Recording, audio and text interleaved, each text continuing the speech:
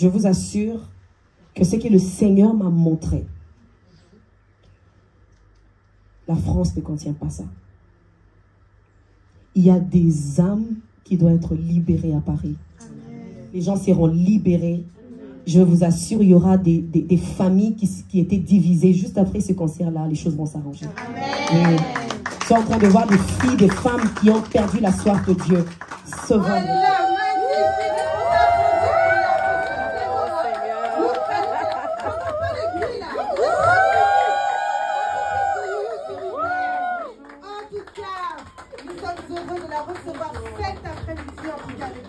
Alors, comment Déborah prépare et se prépare à cet événement? Je m'étais déjà préparée. Je crois que c'est une date qui a été changée 2 fois, vous le savez. Pour moi, comme j'ai toujours dit, je ne me prépare pas pour un concert avant un concert. Alright? Je ne me prépare pas pour un concert avant un concert. Je me prépare bien avant. Et ce que vous allez voir le 10 mai, ce n'est pas quelque chose que j'ai préparé dans une semaine. C'est quelque chose que j'ai préparé depuis longtemps. Et j'ai hâte, j'ai vraiment hâte d'expérimenter ce que le Seigneur a préparé pour nous le 10 mai. Mais c'est vrai, nous sommes en prière, l'équipe d'intercession, ils sont vraiment, vraiment deep in prayer. Ça fait des semaines. Parce que je vous assure, je n'ai jamais eu un concert qui a été combattu comme celui-ci. Jamais. Depuis le début de mon ministère. Et j'ai vite compris qu'il y a quelque chose que le diable a déjà vu, ou il avait déjà vu. Et puis mars l'année passée, premier concert a été cancellé à cause du Covid, deuxième concert à cause des problèmes administratifs. Ce n'était même pas à cause des combattants, je dois vous avouer. Et cette fois-ci, c'est des combats, mais intérieurs, que vous ne savez même pas. Et on le sent dans l'esprit. Moi, j'ai été attaquée plusieurs fois dans ma chambre. Et je me dis, Devil, tu sais ce que Dieu est en train de préparer. You want to stop it. Et je vous assure que ce que le Seigneur m'a montré, la France ne contient pas ça. Il y a des âmes qui doivent être libérées à Paris. J'ai vu des gens enchaînés. Et je me disais, my God. Donc le diable ne veut pas que les gens soient libérés. Il y a beaucoup de concerts, hein, surtout en mai. Il y a beaucoup de concerts. Mais je me demandais, mais pourquoi est-ce que les autres ne sont pas comme tu m'as dit? J'ai murmuré un peu. Non. En fait, c'est ça. Chacun a sa mission. Et moi, mes chansons, je vous assure, mes chansons libèrent. On peut danser, rigoler, transpirer, enlever des perruques, enlever les chaussures. Mais dans the spiritual realm, il y a toujours quelque chose qui se fait. Et si je me suis dit, Seigneur, même si c'est pour une personne que je viens le 10 mai, je vous assure, Maman Véro est là. S'il s'agissait que de nous, on allait canceller ces concerts. On disait, Seigneur, c'est trop. Je vous assure que ça sera des moments inoubliables. Amen. Inoubliables, je vous assure. Même moi, je ne sortirai pas de cet endroit de la même manière. Et je suis en train de dire que, tu vois la première personne, quand tu prends, tu vois des gens qui sautent, par exemple, Mexico et America, ou disons, ok, je prends Londres et France. Il y a toujours des barrières qui séparent les deux pays. Vous connaissez, non? Mais il y a des gens qui sautent. La première personne qui va créer le chemin sera le plus blessée. Are you understanding what I'm saying? Et moi, je suis la première personne à faire le zénith. La première femme, disons, à faire le zénith. Je devrais être blessée. Because I'm making a way. Je suis en train de sentir, mais un fardeau. On dit un fardeau. Je suis en train de sentir un fardeau spirituel que je n'ai jamais senti avec d'autres concerts. J'ai déjà fait des concerts en Afrique du Sud, à Abidjan, j'ai déjà fait des stades. Mais ici, je me suis dit, Seigneur, c'est quoi les zéniths, en fait? Ici, c'est Paris. Ici, c'est Paris. Donc, spirituellement parlant, j'aimerais juste déjà signaler au diable et les démons que nous sommes prêts pour ça. Ouais. Les gens seront libérés. je vous assure, il y aura des familles qui étaient divisées. Juste après ce concert-là, les choses vont s'arranger. Je suis en train de voir des filles, des femmes qui ont perdu la soif de Dieu ce vendredi. Donc, spiritually speaking, je suis très prête. C'est vrai que physiquement, je suis très fatiguée. Vous le voyez, je suis un peu... Mais physiquement, il y a toute une armée derrière nous. Et on avance. On avance. Amen, amen. En tout cas, très très beau message. Alors, qu'est-ce que les fans vont découvrir, mis à part voilà, l'artiste qui bouge? On sait que tu bouges et on sait que tu sais animer la scène. Il y a des guests qui seront là lors de cet événement. Mais est-ce que ce soir, on peut avoir un petit peu un avant-goût, on va dire? Non, je ne donne pas des avant-goûts. Un tout petit peu? Pas du tout. Mais je vous assure que je suis en train de me préparer. Nous avons 2 répétitions qui nous restent avec un grand cœur.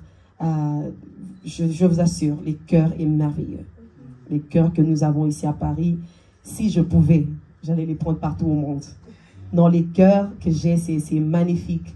Mon MD est là, je vois, il est mon sac à main, James. Dis coucou, si on peut l'accueillir s'il vous plaît. C'est la machine derrière ma musique. Donc, il est là, on a travaillé. Et hier, d'ailleurs, on était en prière ensemble. Il a dit, Seigneur, le fardeau est sur moi, surtout, Seigneur. Aide-moi, Seigneur. Quand je l'ai entendu, j'ai dit, Seigneur, si c'était toi, j'allais le répondre. Hein? Il sent vraiment un fardeau. En tant que MD, je comprends totalement, mais je vous assure, c'est du lourd qui se prépare. Parfait, on a hâte en fait. Là, tu nous as donné quand même un petit avant-goût. Mais un avant-goût un peu spécial, on va dire. Et la billetterie est toujours disponible. Toujours disponible. Voilà. Ouais. Il reste très peu de billets, donc ouf. Là, vraiment, non, ça y est. Alors, j'aimerais, on va clôturer avec cet élément-là et puis on va laisser aussi les autres aussi poser des questions. Je pense que j'en ai posé pas mal. Non, je suis prête pour ça. Madame, à vous l'honneur. Alors, bonjour Déborah. Bonjour. Bonjour à tous. Bonjour. Je suis Joyce Lydie Bompaka, présentatrice chez Brainstorming Télévision. Alors, ma première question serait de savoir, en effet, vous êtes la première femme, je dirais, congolaise à faire le Zénith de Paris, mais aussi la première artiste gospel, congolaise en particulier, qui fait un comeback, si on peut dire ça comme ça, au Zénith de Paris. Donc, on parle d'une décennie où il y a eu un silence par rapport aux grandes salles ici en France. Vous, quel effet ça vous fait? Quel sentiment cela suscite en vous? En tout cas, je me rappelle la première fois que j'ai reçu l'appel qu'on allait faire les Zéniths. J'ai été contente. Enfin, c'est quelque chose qu'on entendait de loin. Hein. Je me suis dit, quoi? Zénith? Parce que c'est une salle mythique, c'est vrai, c'est pas waouh. Quand tu entres, je me dis, c'est ça Zénith. Mais au fait, tu passes par Zénith, tout le monde sait que tu es passé par Zénith. Et pour moi, je me suis dit, Seigneur, on doit laisser des traces à cause de ta grâce. Et c'était une grande joie. Je t'assure, je ne vais vraiment pas mentir et te dire, non, ça m'avait fait quelque chose. Je me suis dit, what? À mes 30 ans, ça fait du bien. Un cadeau d'anniversaire. Un cadeau d'anniversaire de la part de Dieu. Mais aussi de retour, je dois avouer que c'était a fruit of my 10 years of faithfulness in the Lord. Parce que ce n'est pas donné à n'importe qui. Il y a des gens qui chantent. Il y a des gens vraiment qui chantent. Ils ont des producteurs, mais très lourds. Mais ils ne sont pas passés par là. Donc, je suis vraiment gracieuse, grâce sur grâce.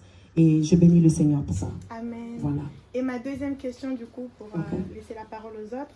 Et du coup, en quoi le concert du Zénith de Paris avec vous serait, je dirais, un relèvement du gospel congolais en particulier et en général du gospel francophone? Je préfère la deuxième parce que je ne suis pas seulement suivie par des Congolais. Oui. Je t'assure que pour moi, je savais que Paris, c'est un pays de musique. Ok, nous le savons tous. Mais pour moi, je veux juste apporter quelque chose que vous allez expérimenter. Le Seigneur, au travers de moi, va apporter quelque chose de différent. Pas dans ma vie, dans la vie de toute personne qui viendra le 10 mai. Et j'ai eu des concerts et des concerts, comme je venais de le dire, des concerts et des concerts dans d'autres pays, mais je n'ai jamais eu une pression comme je l'ai ici à Paris. Donc, qu'est-ce que ça doit apporter dans les vies des gens? C'est ce que je venais de dire, la restauration. S'il y a eu des concerts qui amusaient la galerie, je ne prie pas que pour moi amuse la galerie. Je ne veux pas que les gens sentent, hey, Zala qui vient, hey, Ayemba qui vient. Non, je ne veux vraiment pas entendre ça.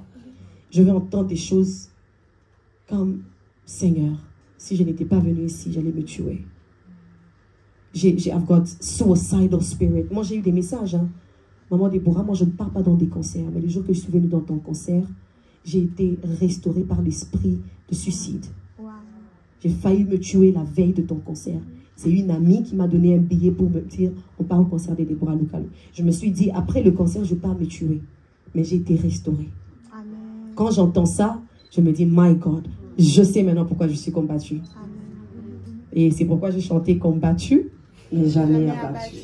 Amen, merci. Une dernière question du coup, après je laisse la parole. Ah, tu es venu préparer, hein? Hey, Seigneur, vas-y, vas-y.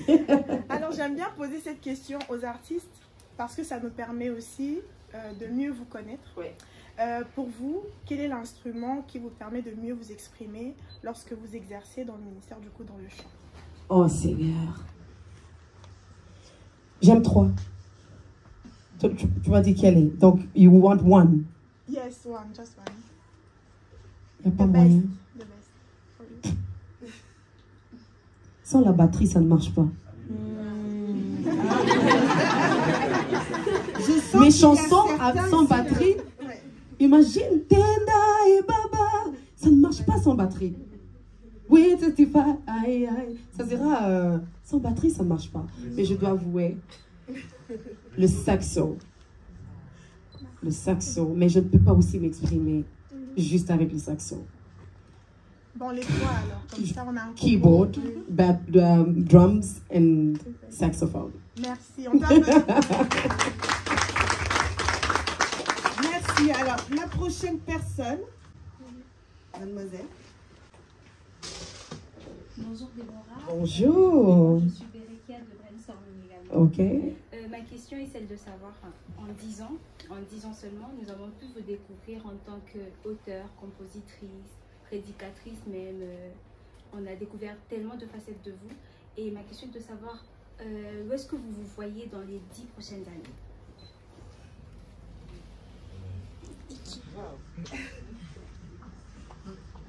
Si je le dis, tout le monde va fuir. Non, je blague, chérie, je blague. En tout cas, dans les 10 prochaines années,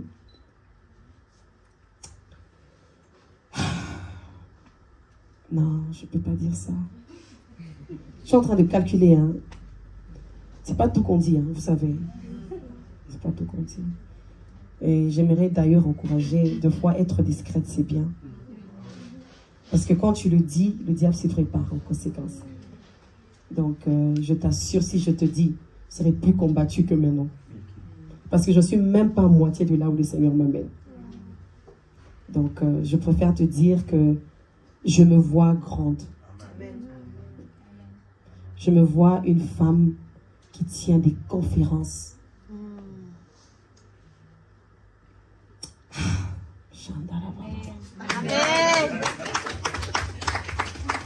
Ça ne va pas finir que dans les chants, mais je me vois, voilà, en train de conseiller, en train de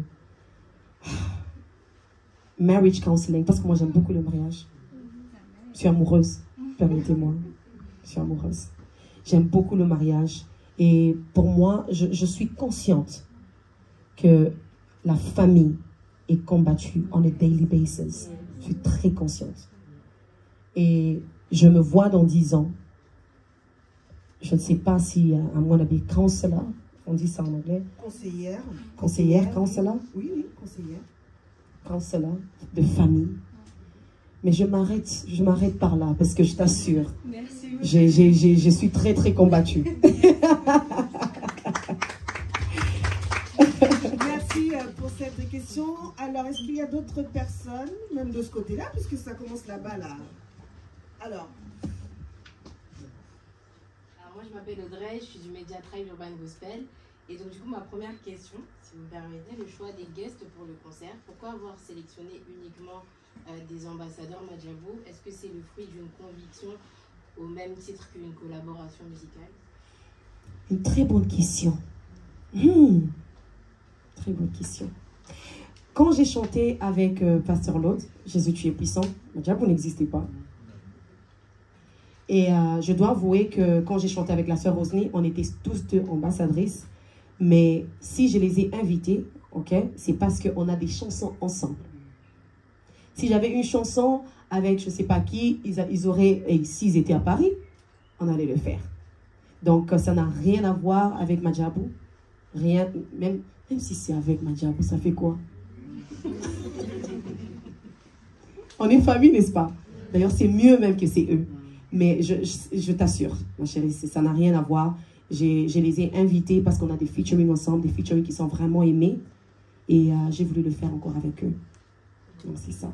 J'aimerais juste insister vraiment sur des personnes qui nous suivent à la télé, au téléphone, je ne sais pas d'où. Que j'ai vraiment envie de vous encourager. Peut-être tu te doutes encore, non, je n'ai pas envie de partir, c'est loin.